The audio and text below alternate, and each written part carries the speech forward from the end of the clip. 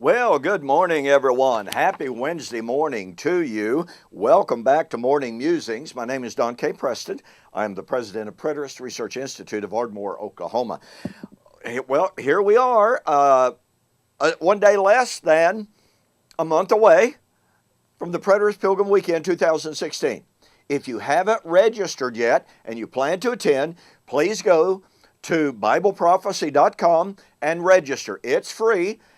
No charge, but we would like to know that you're coming, okay? We're expecting an excellent crowd. You never know until it gets here.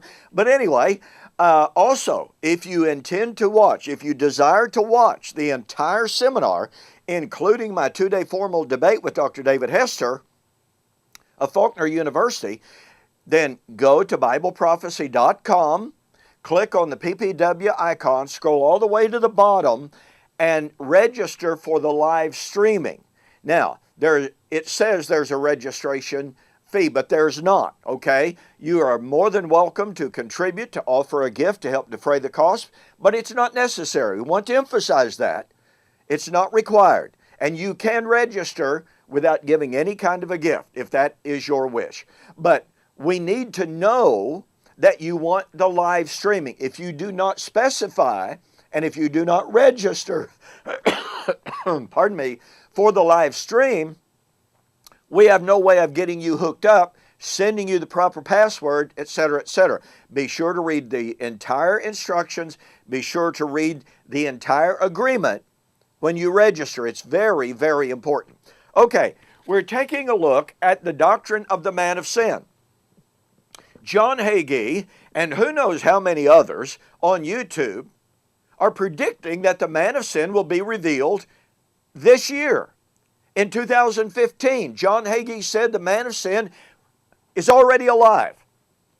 Well, as I pointed out before, unless the man of sin is 2,000 years old, then he's not alive today.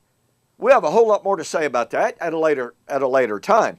But be that as it may, folks, it's absolutely critical to look at 2 Thessalonians chapter 2, which is the foundational text for the man of sin, and to really look at it critically. It's just astounding to me, and I want to be as kind as possible, but it is astounding to me how uncritically, how illogically, how uncontextually so many people read this great text. Now, I'm going to read 2 Thessalonians chapter 2, 1 and 2. Now, brethren, concerning the coming of our Lord Jesus Christ and our gathering together unto him, we ask you that you do not be soon shaken in mind or troubled either by spirit or by word or by letter, as if from us, as though the day of Christ had come. Do you catch the power of that? You know, several years ago, I was sitting reading my good old King James. I was trying desperately to hold on to my traditional view of eschatology, and I had come to view things, and okay, here's Paul saying, and Peter and James and John saying, these things must shortly come to pass. Boy, that had to be imminent. God does not play games with time words. God can tell time. So there was an at-hand event. Oh, but wait, here's Paul in the good old King James says, don't let anyone deceive you into believing that the day of the Lord is just at hand. See, there, I'm rescued.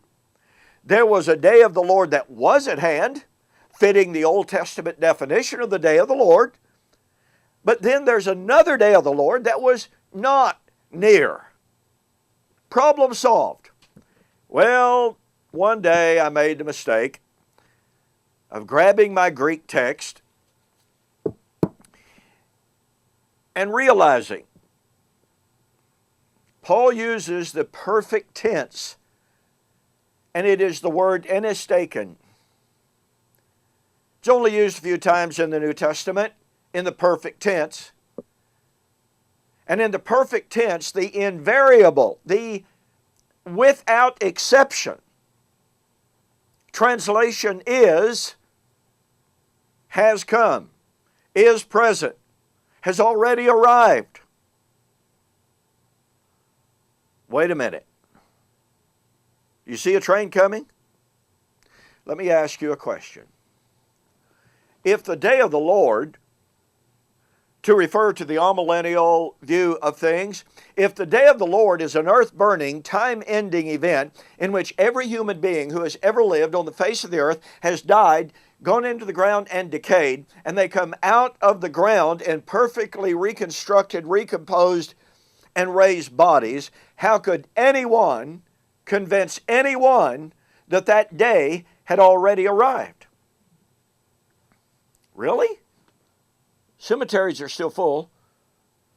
We still see bugs, slugs, and mosquitoes in the world. The world hadn't burned up. How could anybody convince anybody that time had ended? Or, to appeal to the wider view of the evangelical world, okay, the day of the Lord is when the Christian age comes to an end and earth is renovated and we are in the Edenic utopia. Wait a minute. Are we in the Edenic utopia in some literal, physical sense as demanded by some branches of the amillennial and postmillennial view? Has the earth been physically renovated as demanded by that view? Well, if not, how could anybody believe it had already happened? Oh, and by the way, if the day of the Lord here is the rapture, boy, look at the problems that presents. Here is Paul, who had not been raptured, Silas and Timothy, who had not been raptured. Here are the teachers. This is astounding.